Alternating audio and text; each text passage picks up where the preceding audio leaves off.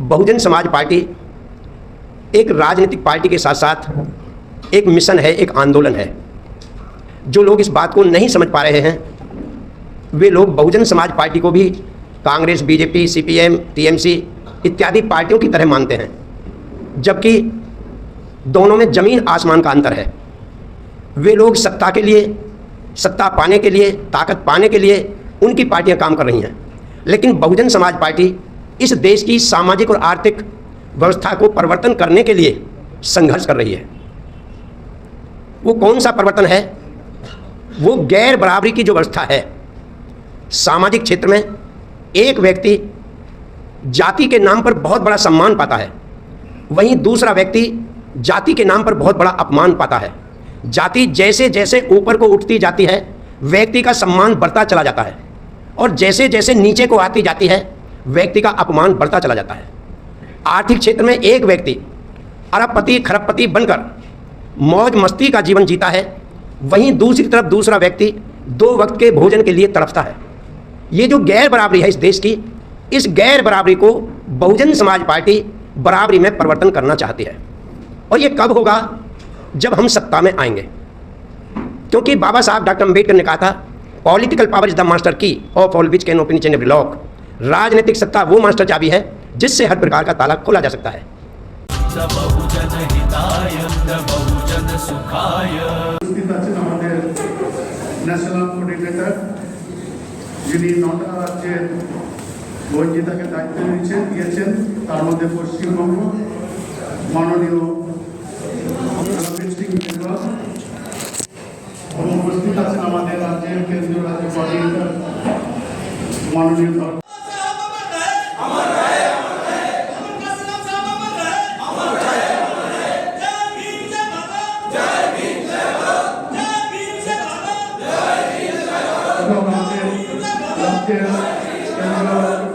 মাননীয় ধর্মেশ সিংজি বাবা সাহেবের প্রতি শ্রদ্ধা জানিয়েছেন এবং আমাদের আজকের এই সভায় এই প্রথম সভায় উপস্থিত আমাদের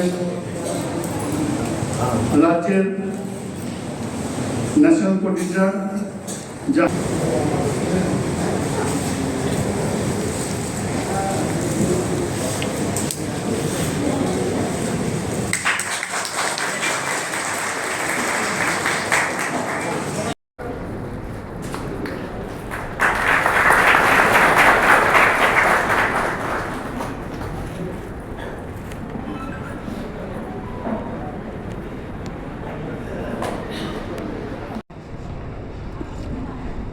যেহেতু এটা কলকাতা, আমাদের কলকাতা জেলার যিনি সভাপতি মাননীয় অজয় প্রজাপতি আমাদের কেন্দ্রীয় কোঅর্ডিনেটরকে পুষ্পস্তবক দিয়ে সম্বর্ধন করছেন। অজয় প্রজাপতি।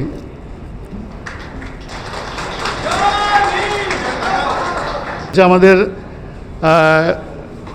জোন কোঅর্ডিনেটর জ্যোতির্ময় রায় মহাশয় আমাদের ন্যাশনাল কোঅর্ডিনেটর বেনুয়ালজিকে পুষ্প সম্বর্ধনা জানাচ্ছেন।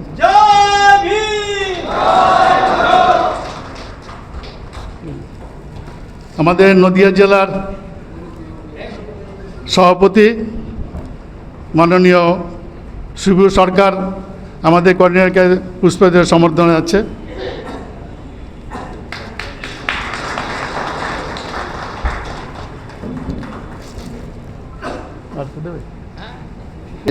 সম্মান জানাচ্ছেন মাননীয় সভাপতি মনোজ হলদার মহাশয়কে, আমাদের অন্যতম নেতা সুরেশ কুমার রবিদাসজি।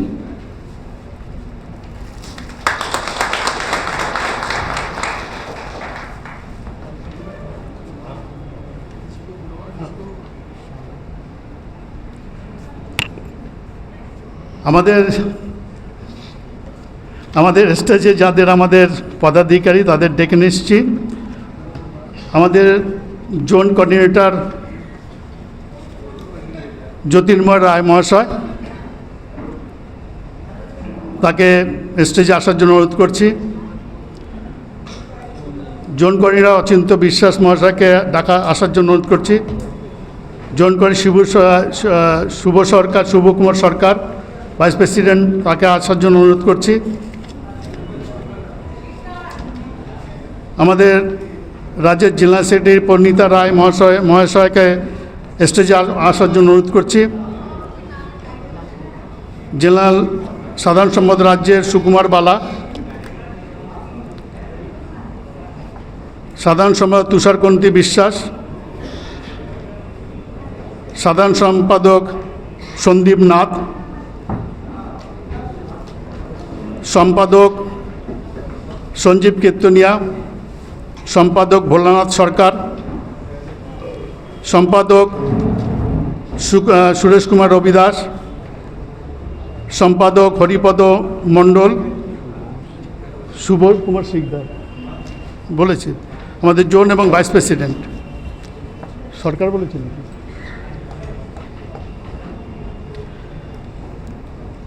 ট্রেজারার কুমুদ বিশ্বাস, আমাদের কার্যকরী মেম্বার মশিউর রহমান হালদার এবং কার্যকরী মেম্বার ওম প্রকাশ প্রজাপতি। এদের আমার স্টেজে আসার জন্য অনুরোধ করছি। বাকি বিস্তারিত যেটা বলার সেটা তো আমাদের কেন্দ্রীয় রাজ্য কোঅর্ডিনেটর মাননীয় ধর্মবীর সিং অশোকজি বলবেন, এবং প্রধান যিনি বক্তা আমাদের, যিনি গাইড করবেন আগামী দিনে এখন, তিনি হচ্ছেন আমাদের ন্যাশনাল কোঅর্ডিনেটর আমাদের পশ্চিমবঙ্গের রণবীর সিং বেনুয়ালজি।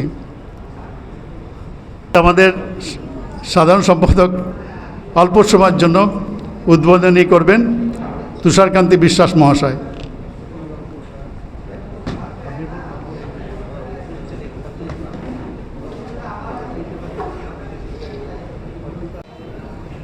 মাননীয় রণধীর সিং সনোয়ালজি, মঞ্চে উপস্থিত আছেন কেন্দ্র রাজ্য কোঅর্ডিনেটর মাননীয় ধর্মবীর সিং অশোকজি, মঞ্চে উপস্থিত আছেন পশ্চিমবঙ্গ বহুজন সমাজ পার্টির সভাপতি মাননীয় মনোজ হাওলাদার মহাশয়,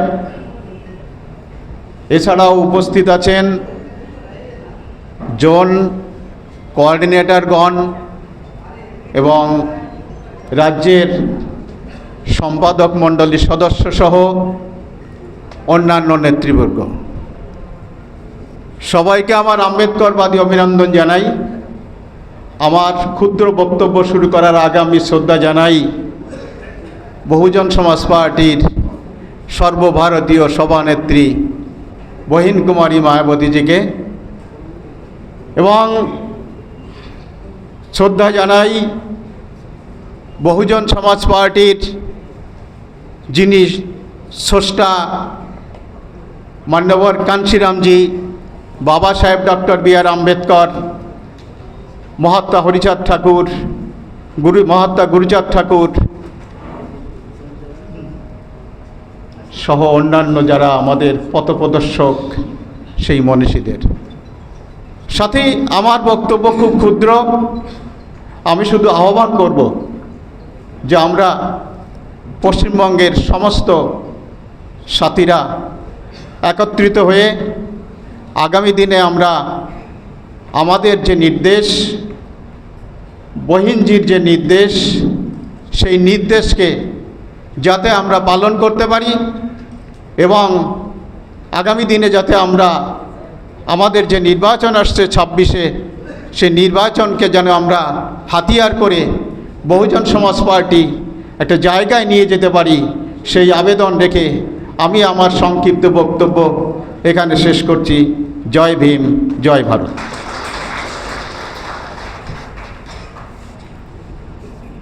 প্রিয় সাথী, আমরা সভা শেষে আমাদের মধ্যে আমাদের যে জোন কোঅর্ডিনেটর ছিলেন, আপনারা সবাই চেনেন, এবং বর্ধমান জেলার সভাপতি ছিলেন মুকুল বিশ্বাস, গত 31 তারিখ রাত 2:32 তিনি আমাদের ছেড়ে চলে গেছেন তার লাংসে ইনফেকশনের কারণে। অনেক চেষ্টা করেও তাকে বাঁচানো যায়নি। তার জন্য আমরা সবার শেষে আপনাদের আগে জানিয়ে দিই 1 মিনিটের জন্য মৌন পালন করব। এবং আগামী যে মুভমেন্ট আমরা বাবা সাহেব, তার আগে জ্যোতিরাও ফুলে, সাউজি মহারাজ বাবা সাহেব তৈরি করেছেন। लास्ट में बोल दिया लास्ट में যে আন্দোলন তিনি তৈরি করেছিলেন, সারা ভারতবর্ষে বিভিন্ন অঞ্চলে ছোট ছোট আকারে জ্যোতিরাও ফুলে মহারাষ্ট্রে, পুনেতে নারায়ণগুরু, পেরিয়ার রামেশ্বর নাইকার, মদ্দা হরিচাঁদ গুরুচাঁদ ঠাকুর, মদ্দা এখন ঝাড়খণ্ড ছত্তিশগড়ের ঘাসিরাম দাস, এরকম বিভিন্ন লোক আমাদের সমাজের ব্রিটিশ রাজত্বকালে আমাদের সমাজের উত্থানের জন্য, গোলামগিরি অবসানের জন্য আন্দোলন করেছিলেন। সেই সমস্ত আন্দোলনকে যেমন বিভিন্ন আমরা এই যে মালা পরিয়েছি না বাবা সাহেব এবং মাননীয় কানসিয়ামজিকে, এই যে তার অনেকগুলো ফুল মিলে, এই ফুলগুলো একটা গাছে তৈরি হয়নি, বিভিন্ন গাছের ফুল একত্রে মালা তৈরি হয়েছে। বাবা সাহেব আম্বেদকর সারা ভারতবর্ষে যে বিভিন্ন জায়গায় আন্দোলন করেছিলেন, সেগুলোকে বাবা সাহেব আম্বেদকর একটা জায়গায় এনে মালা তৈরি করেছিলেন। সেই আন্দোলন বাবা সাহেব চলে যাওয়ার পরে আজকে যে বাবা সাহেবের কথা আমরা বলছি, এর প্রধান অবদান হচ্ছে মাননীয় কানসিয়ামজি। কারণ আমরা বাবা সাহেবের সম্পর্কে জানতে পারি, হয়তো অনেকে বাবা সাহেব সম্পর্কে শুনেছে। এখানে আমি 77 সালে একটা এসসি অর্গানাইজেশনের জন্য এসেছিলাম, তা সেখানে যে কয়জন 7-8 ছিল এই হলেই 77-এ বাবা সাহেব একটা প্রোগ্রাম ছিল, তো সেই 7-8 জন 10 জন ছিল, তারা প্রত্যেকে বক্তা, প্রত্যেকে শ্রোতা। কিন্তু আজকে যে জায়গাটা নিয়ে এসছে তার নাম হচ্ছে কানসিয়ামজি। এবং সেই আন্দোলনকে যিনি এই জায়গাটা নিয়ে এসছেন, তিনি চলে যাওয়ার পরে, তার নাম হচ্ছে বহিন কুমারী মায়াবতীজি। আজকে বাবা সাহেবকে যদি আমরা স্মরণ করতে হয়, তাহলে কানসিয়ামজি বহিনজিকে ছাড়া স্মরণ করা যায় না। সেরকম যদি গুরুচারটাকে যদি স্মরণ করতে হয়, তাহলে কানসিয়ামজি ছাড়া, এবং পশ্চিমবঙ্গে যে সাইকেলের চরিত্র গুরুচাঁদ সম্পর্কে 1995 সালে হরিচাঁদ গুরুচাঁদ প্রচার যাত্রা 10ই অক্টোবর থেকে 95, 19 অক্টোবর পর্যন্ত নদিয়া 24 পরগনায়, এবং আমাদের মহাপুরুষদের যে প্রচার যাত্রা, যে কোচবিহার থেকে কাকদ্বীপ 6ই ডিসেম্বর থেকে 22শে ডিসেম্বর, তার উদাহরণ আগে এখানে আমাদের মনে উপস্থিত আছেন যারা সেই র্যালিতে ছিলেন, সাইকেল চালিয়েছেন। তার মধ্যে উপস্থিত আছেন হচ্ছে আমাদের স্টেজে বসে আছেন অচিন্ত বিশ্বাস, এবং উপস্থিত আছেন অচিন্ত নিচে নাকি দেখছি না, হ্যাঁ ওইখানে দাঁড়িয়ে আছে চপলা মজুমদার, যিনি সাইকেল চালিয়েছিলেন। এখনও শোভা হালদার আসেননি, তার 2 বছরের বাচ্চা মহিলা 2 বছরের বাচ্চা পোলিওর যে ইঞ্জেকশন, সেটা ওই র্যালিতে বসে দিয়েছিল। এবং কল্যাণীতে 2 জন মহিলা ছিল, আসছে কিনা যাই না, সিসিলিয়া টোপ্পা আর একজন, হ্যাঁ, এবং বলছি 2 জন মহিলা, এরকম 6 জন না 7 জন মহিলা 6 ডিসেম্বর থেকে 22শে ডিসেম্বর পর্যন্ত সাইকেল চালিয়েছিলেন, যেটা এখন ভাবা যায় না। জানি না ভাবা যায় কি না, তারা চালিয়েছিলেন। চপলা মজুমদার জিজ্ঞাসা করেন, উনি চালিয়েছিলেন তো? আপনি চালিয়েছিলেন তো সাইকেল 22 দিন ধরে? 22 দিন চালিয়েছিলেন তো? তো যখন গুরুচাঁদ ঠাকুরের নাম কেউ জানতো না, তাহলে আজকে গুরুচাঁদ ঠাকুর যদি চর্চা করতে হলে বহুজন সমাজ পার্টি ছাড়া করা যায় না। বহুজন সমাজ পার্টির নাম যদি গুরুচাঁদ চর্চা করতে হলে বহুজন সমাজ পার্টি কানসিয়ামজির নাম উচ্চারণ করতে হবে, কিন্তু আমি তা করি না। তো সেই জন্য এই মুভমেন্টটাকে যারা ধরে রেখেছেন, আজকে বহিনজি যেটাকে ধরে রেখেছেন আমাদের সমাজে, বহিনজি ছাড়া বলেন তো ভারতবর্ষে একটা লোকের নাম বলেন যিনি এই বাবা সাহেবের আন্দোলনকে, কানসিয়াম আন্দোলনকে ধরে রাখতে পারবেন? আছে? এবং আমাদের ধরেন এমএলএ নেই, একটা এমএলএ, পাঞ্জাবে একটা আছে, উত্তরে একটা আছে, এমপি নেই, ভোট পার্সেন্ট কমে গেছে। তারপরও আজকে বহিঞ্জিকে সমস্ত পার্টি আজকে সমীহ করে চলে, সবাই তাকিয়ে থাকে বহিঞ্জি কী বলছে তার দিকে। তো এই যে ধরে রাখা, এই যে জায়গাটা, এই যোগ্যতা ভারতবর্ষে অন্য কোনো নেতার নেই, উইদাউট মিডিয়া, উইদাউট পাওয়ার, উইদাউট মাসেল পাওয়ার ছাড়া। তো আজকে সেই জায়গাটায় আমরা যারা আজকে একত্র করছি, সেই আন্দোলনকে আপনাদের কাছে আবেদন রাখছি, সেই আন্দোলন আপনারা সঠিকভাবে এবং বহিঞ্জির কথা যেটুকু আছে সেইটুকু নিষ্ঠাভাবে আমরা তৈরি করব। যা বহিঞ্জি বলবে সেইটাই আমাদের আদর্শ, সেইটাই আমাদের একত্রে চলব। এখন আপনাদের সামনে বক্তব্য রাখবেন আমাদের কেন্দ্রীয় রাজ্য কোঅর্ডিনেটর মাননীয় ধর্মবীর অশোকজি, যিনি উত্তরপ্রদেশ মন্ত্রী ছিলেন, উত্তর এবং এমএলসি ছিলেন, এমএলএ যেটাকে বলা হয় ওখানে। এখন তিনি আপনাদের সামনে বক্তব্য রাখবেন, মাননীয় ধর্মবীর সিং অশোকজি।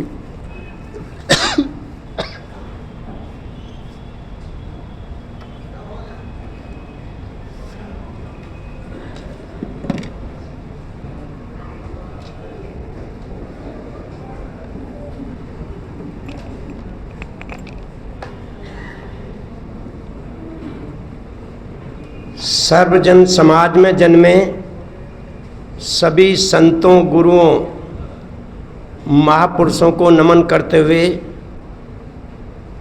संगे संगे भारतीय संविधान के निर्माता, भारत रत्न परम पूज्य बाबा साहब डॉक्टर भीमराव अंबेडकर,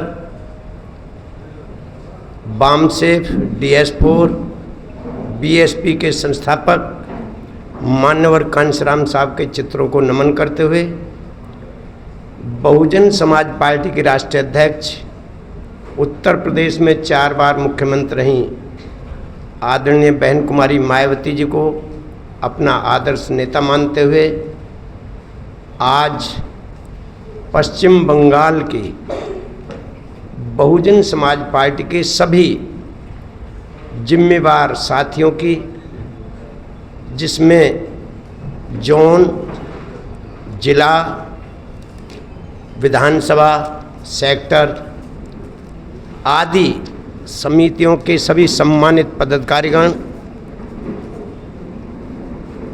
सभी पदाधिकारी गणों की आज की मीटिंग में हमारे साथ मंच पर बैठे हुए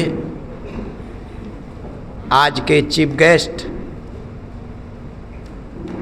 देश के विभिन्न प्रांतों में,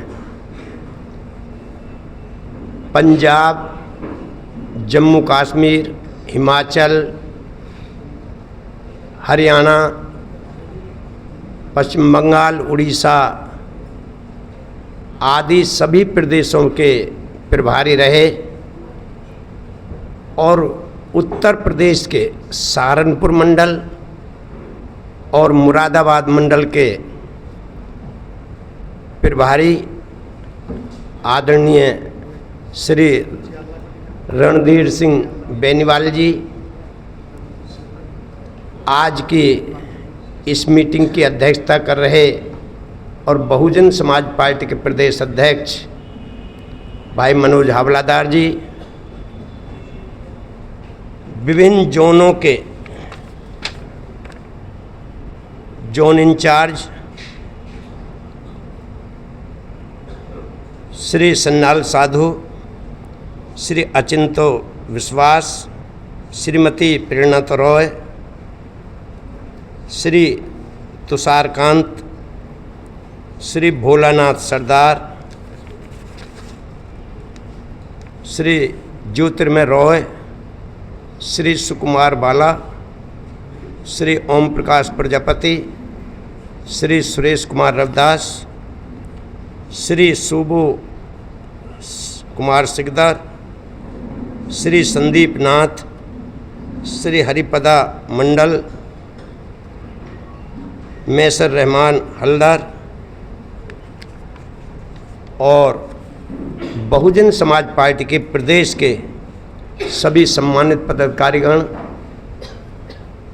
सभी जिले की कमेटियों के जिला अध्यक्ष और कमेटी के सभी सम्मानित पदाधिकारीगण, सम्मानित महिलाएं, नौजवान साथियों, दोस्तों,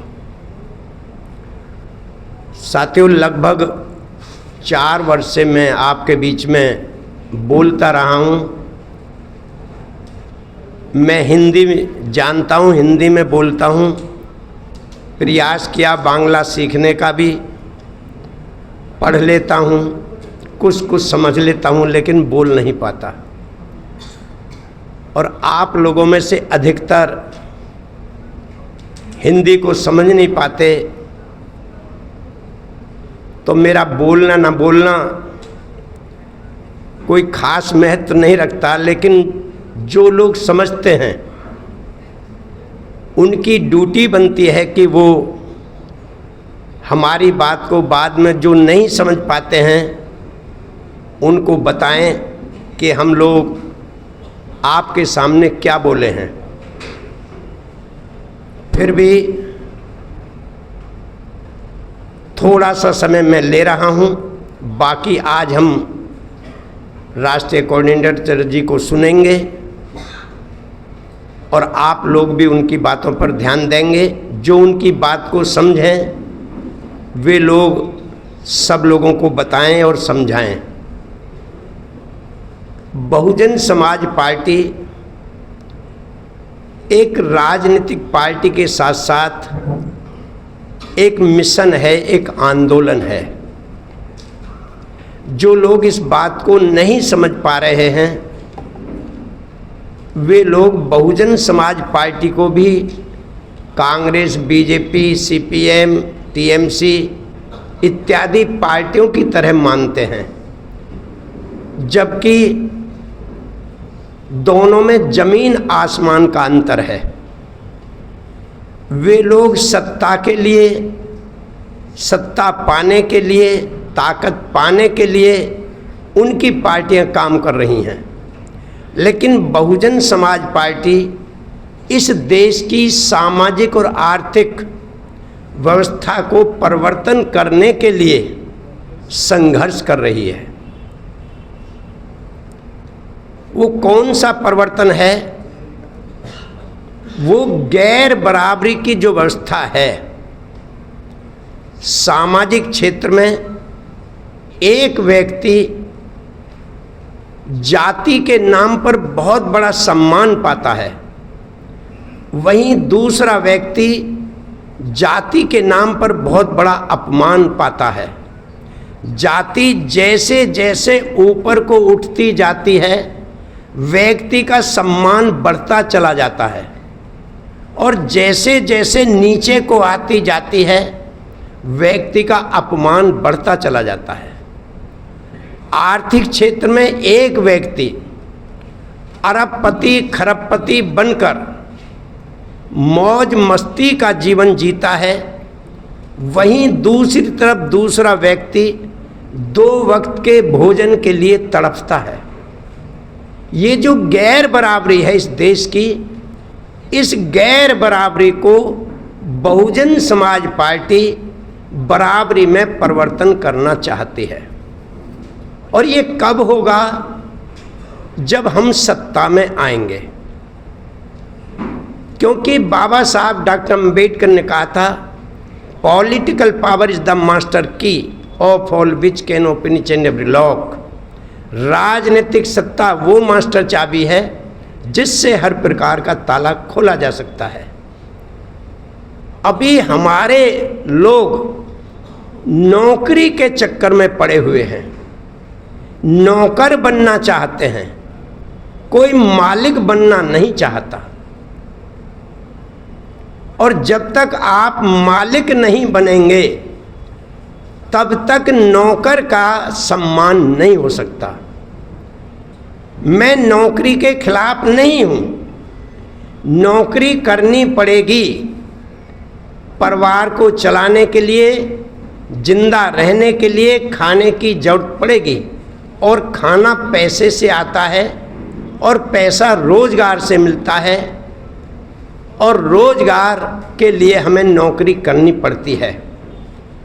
लेकिन क्या हम सारे जीवन भर नौकर बनकर के ही गुलामी करते रहेंगे?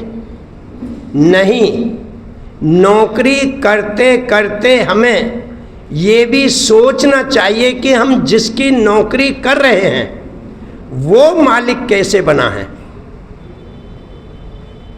वो भी तो मालिक बना है। जब वो बन सकता है तो हम क्यों नहीं बन सकते? हमको मालिक बनना ही पड़ेगा यदि हमें मान सम्मान और स्वाभिमान का जीवन जीना है तो। और गुलामी का जीवन जीना है तो कैसा ही भी जीवन जी सकते हो आप, कैसे भी अपना काम कर सकते हो। बहुजन समाज पार्टी सम्मान और स्वाभिमान की लड़ाई लड़ रही है, लेकिन किसका? व्यक्ति का नहीं, समाज का। समाज का सम्मान है तो हर व्यक्ति का सम्मान हो जाएगा, और यदि समाज का सम्मान नहीं है तो उस व्यक्ति का भी सम्मान नहीं बचेगा, एक न एक दिन अपमानित होना पड़ेगा। जितने लोग आज कांग्रेस, बीजेपी, टीएमसी में गुलामी कर रहे हैं वे लोग राजनीति नहीं कर रहे, वे लोग दूसरों का पोषण कर रहे हैं। उन लोगों के जाल में फंस रहे हैं। और इस देश में दो ही शब्दों का इस्तेमाल किया गया है, लालच और डर। एक ने लालच दिया कि अगर तुमने हमारी बात मानी तो स्वर्ग में जाओगे। दूसरे ने डर दिखाया, अगर तुमने हमारी बात नहीं मानी तो नरक में जाओगे। अब ये स्वर्ग और नरक का चक्कर आदमी को गुलाम बनाए हुए है। बीजेपी, कांग्रेस, टीएमसी आदि पार्टियां सब लालच दे रही हैं। किस लिए? तुम्हारे समाज का वोट लेने के लिए। समाज की गलती नहीं है, समाज अज्ञान है, उसे राजनीति का कोई ज्ञान नहीं है। और आप लोग जो राजनीति करने के लिए आते हैं, आप लोग राजनीति सीखना नहीं चाहते, सिर्फ हुक्म चलाना चाहते हो। लेकिन खाली हुक्म चलाने से काम नहीं चलेगा। जब तक आप लोग राजनीति को सीखेंगे नहीं, तब तक आप राजनीति नहीं कर पाएंगे। और राजनीति इस देश में सिर्फ बहुजन समाज पार्टी सिखा सकती है। अन्य पार्टियां तुम्हारा इस्तेमाल तो कर सकती हैं, लेकिन वे कभी तुमको राजनीति नहीं सिखा सकती। बाबा साहब डॉक्टर अंबेडकर को ये आज का समय जो चल रहा है ये उनको नहीं मिला। ये संपन्न पीढ़ी चल रही है।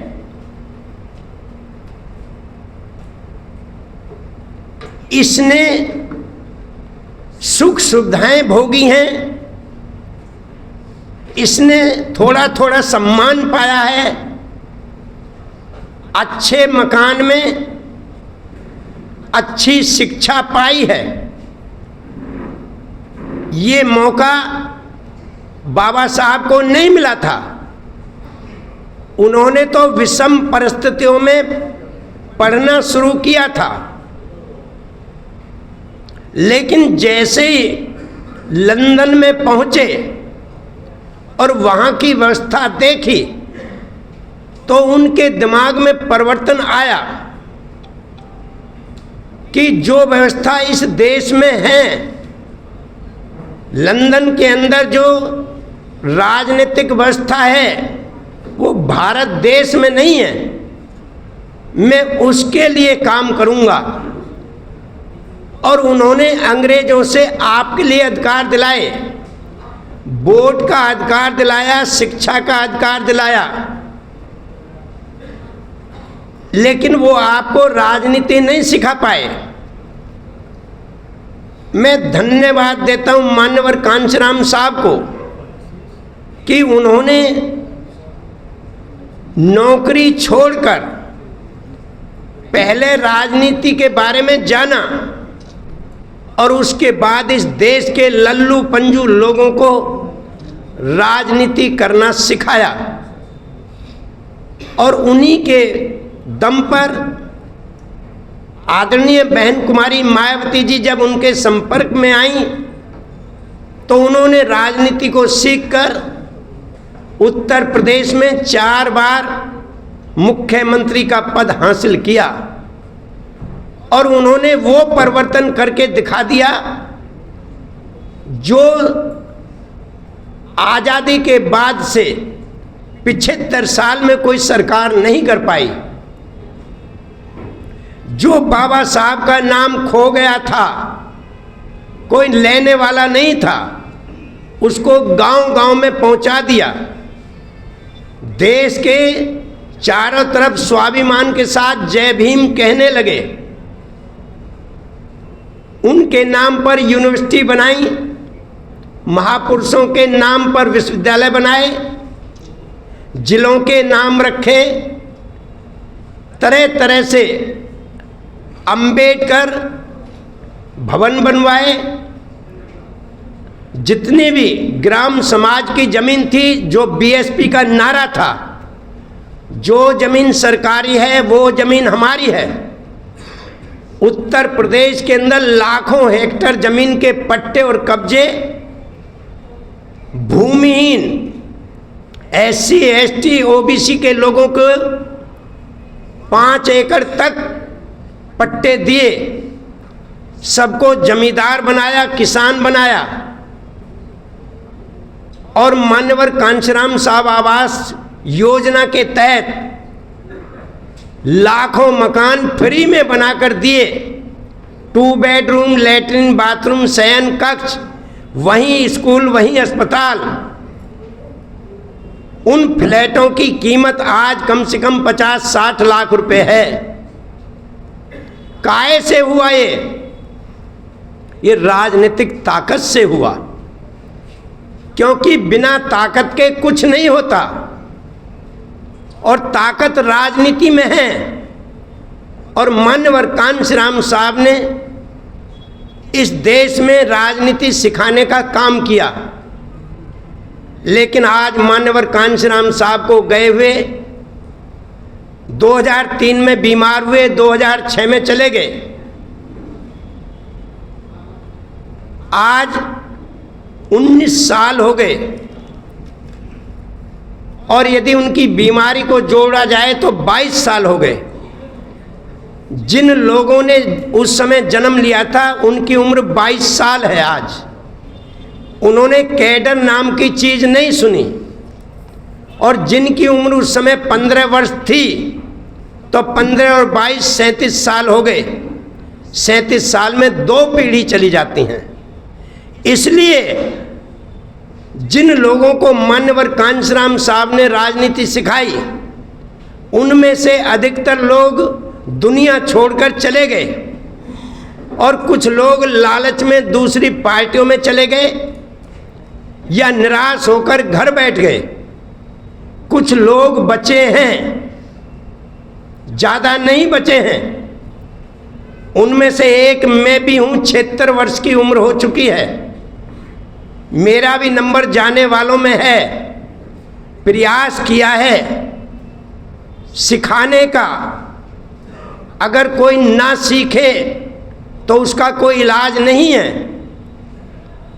अगर आपको राजनीति करनी है तो पहले राजनीति को सीखना पड़ेगा, और अपने महापुरुषों के इतिहास को जानना पड़ेगा। महात्मा ज्योतिराव फूले कौन थे? छत्रपति साहू जी महाराज कौन थे? बिरसा मुंडा कौन थे? नारायण गुरु कौन थे? उन्होंने इतिहास में कितना संघर्ष किया। अधिकार आसानी से नहीं मिलते। बाबा साहब ने कहा था, फूल वही चुन पाते हैं जो कांटों से टकराते हैं। अधिकार न मांगे मिले कभी, अधिकार तो छीने जाते हैं। इसलिए आपको यदि कुछ पाना है तो उसके लिए खोना पड़ेगा। और खोना क्या पड़ेगा? जो तुम आलसी हो, सोने का कोई पता नहीं, कब सोएंगे कब जागेंगे, खाने का पता नहीं, कब खाना है, कितना खाना है, क्यों खाना है, किस लिए खाना है। जब तक ये भी ज्ञान नहीं होगा आप राजनीति नहीं कर पाएंगे। इसलिए आज मैं तो तैयार हूं, जितना मेरे पास समय है अब जो बचा हुआ है, आपके बीच में रहकर, और हर जिले में गया हूं, समझाने का प्रयास किया है। अगर आप में से कोई भी चाहता है कि मुझे आगे बढ़ना है तो हम उसको सिखाने के लिए तैयार हैं, लेकिन उसको कष्ट उठाना पड़ेगा। बगैर कष्ट के, बगैर चुनौती स्वीकार किए हुए कोई भी व्यक्ति आगे नहीं बढ़ सकता। वही बढ़ सकता है जो संघर्ष का रास्ता अपनाएगा।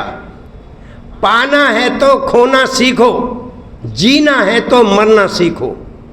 जो मरना नहीं जानता वो अच्छा जीवन नहीं जी सकता। इसलिए कदम कदम पर मौत खड़ी हुई है। हमको ये सोच करके काम करना है कि आखिरी दिन है हमारा, तो हम कुछ कर पाएंगे। एक एक क्षण का उपयोग करना है। बात बहुत सारी है, मैं ज़्यादा कुछ नहीं कहूँगा। यही कहूँगा कि आज हमारे बीच में से एक साथी बहुत अच्छे थे, मुकुल विश्वास जी, जो जोन के प्रभारी थे, उनकी डेथ हो गई। उनकी जगह को भरना है और उनके लिए 2 मिनट का मौन रखना है। लेकिन मीटिंग खत्म होने के बाद तो मैं चाहूँगा कि मैं अब अपना पूरा समय माननीय श्री रणधीर सिंह बेनीवाल जी, जो राष्ट्रीय कोऑर्डिनेटर हैं, उनको देना चाहूँगा। और इन्हीं शब्दों के साथ मैं अपनी बात समाप्त करूँगा। धन्यवाद। जय भीम, जय भारत, नमो बुद्धाय, खुदा हाफिज।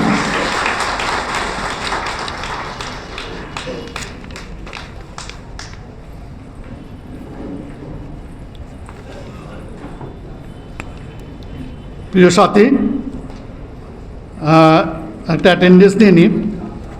আমাদের রাজ্যের সভাপতি আমি উপস্থিত আছে, ভাইস প্রেসিডেন্ট শুভ কুমার শিকদার মশাই, দাঁড়া একটু। জেনারেল সেক্রেটারি অনিল রায়, তিনি অসুস্থ, শিলিগুড়ি থাকেন, না আসেননি।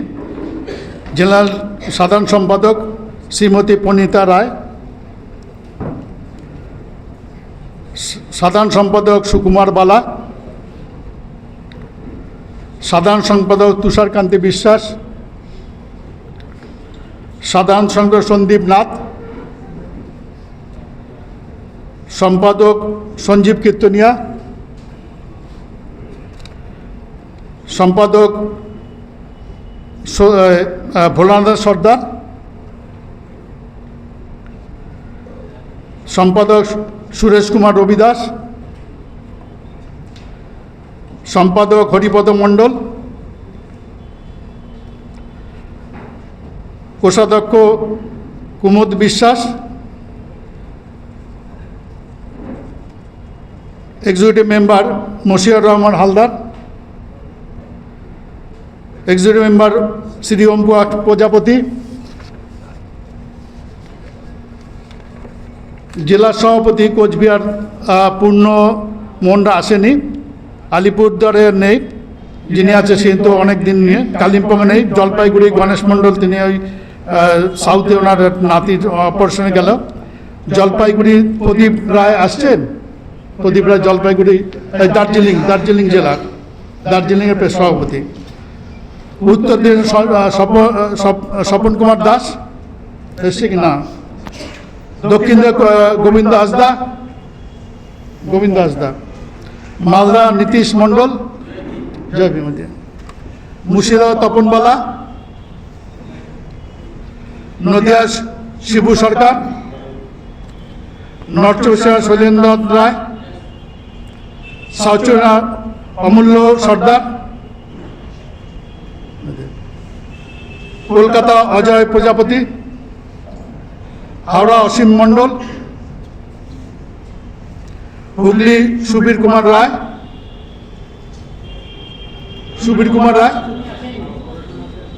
অপারেশন আছে, আচ্ছা। বর্ধমান পূর্ব রামকৃষ্ণ মালিক, কাছে আসো, এদিকে আসো, এখানে জায়গা আছে, এদিকে চেয়ার নিয়ে আসো। বর্ধমান পশ্চিম নিম পাসওয়ান, বীরভূম ভগীরথ দাস, পুরুলিয়ার সন্তোষ রাজওয়ার,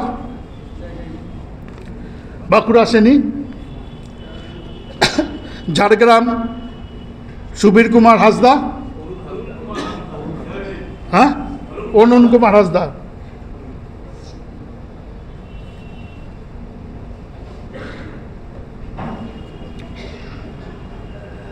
পশ্চিম মেদিনীপুর নেই, আর মেদিনীপুর পূর্ব বিশ্বনাথ ঘরাই,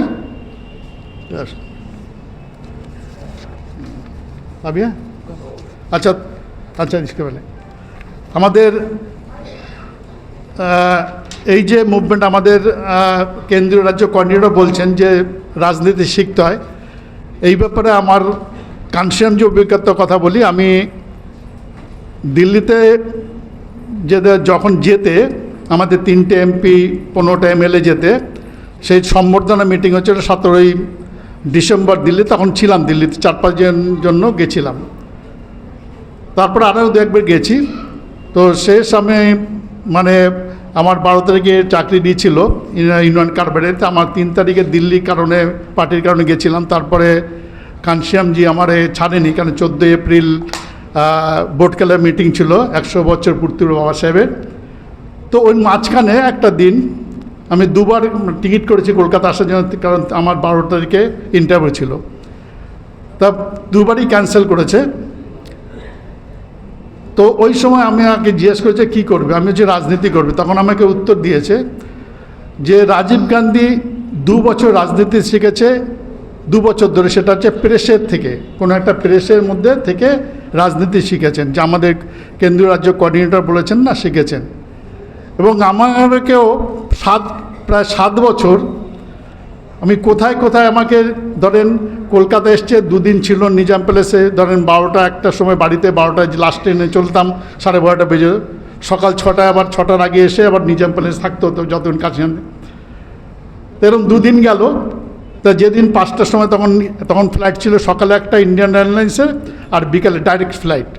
5টার ফ্লাইটে যাবে, বাড়ি গিয়ে ভাবছি আজকে ভালো করে ঘুমাবো। ওই এয়ারপোর্টে বসে বলছে, হ্যাঁ ভাই কাল সুবে ট্রেন হ্যাঁ। আমি হ্যাঁ পূর্বা ট্রেন হ্যাঁ। বল ঠিক আছে, পাকাড়লে না,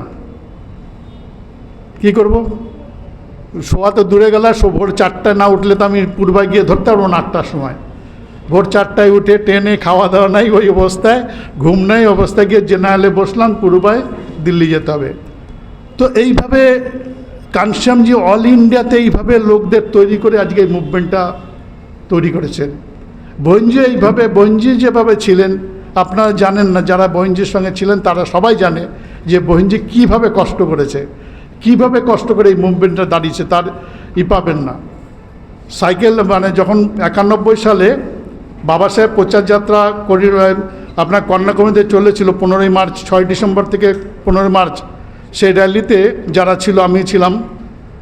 তো সকালে উঠে গাড়ি চলতো, গাড়ির মধ্যে সবাই থাকতাম, সাহেব ছিল। খাবার কি, ওই সময় শীতের সময় ফুলকপির তরকারি আর ওই পুরি দিত। তো ওই সারাদিন ওই খাওয়া, এতদিন ধরে খাওয়া। তো বহিঞ্জি যখন ওই প্রোগ্রাম ছিল রামপুরের দিকে, ওদিকে, তখন সবাই বলছে বহিঞ্জি আমরা তো সব পুরি পুরি খেয়ে পেটের অবস্থা খারাপ হয়ে গেছে। তখন বহিঞ্জি ভাতের ব্যবস্থা করেছিলেন। তো এইভাবেই মুভমেন্টটা বহিঞ্জি বা এরা কষ্ট করে দাঁড়িয়ে, যার ইতিহাস যারা জানে তারাই জানে কিভাবে কষ্ট করে দাঁড়িয়েছে। তো সেই জন্য এ তো অনেক আছে। তা আজকে যিনি আমাদের বেশি না বলে, আর হচ্ছে যে 14 তারিখ বাবা সাহেবের যে জন্মদিন, সেই দিন বহুজন সমাজ পার্টি শিয়ালদা থেকে বাবা সাহেব মূর্তি পর্যন্ত আমরা 2টো স্টার্ট, টাইম দেওয়া হচ্ছে 1টায়, পোস্টার হবে 1টায়, 2টোই আমরা শিয়ালদা থেকে স্টার্ট করব, বাবা সাহেবের মূর্তি পর্যন্ত যাব পদযাত্রা করে। সেই ব্যাপারে আপনারা এই করবেন। এখন আপনাদের সামনে বক্তব্য রাখবেন আমাদের রাজ্যের ন্যাশনাল কোঅর্ডিনেটর মাননীয় রণবীর সিং বেনিওয়ালজি।